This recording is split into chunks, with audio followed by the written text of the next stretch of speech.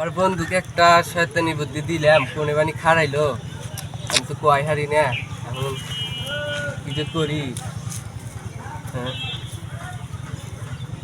এ তাহানি এখন আমার বন্ধু যে কি যে করি গো। এই সারা কি হয়েছে কিসে দাদা? মন্তব্য করো? আমার বন্ধু হ্যাঁ। একটা শয়তানি বুদ্ধি দিছিলাম, আমি কোনে যাবানি খাড়াইছে আর নেরে তো কপা হন তোর বন্ধু কিসে বুদ্ধি দিছিলি? বুদ্ধি দিছিলাম যে সিয়েরির সময় হ্যাঁ তুই ভাত, তোর মাও ডাক দেয় সিয়েরির সময় হ্যাঁ তুই ভাত বানি খাস না, হ্যাঁ এই বুদ্ধিটা দিছিলাম। দিছিলি। আবার সকালে হ্যাঁ ভাত খাবো না, আমি তুই জোর করে ভাত খিলাইছি। এই বুদ্ধিটাও তোর বন্ধু দিছিলি?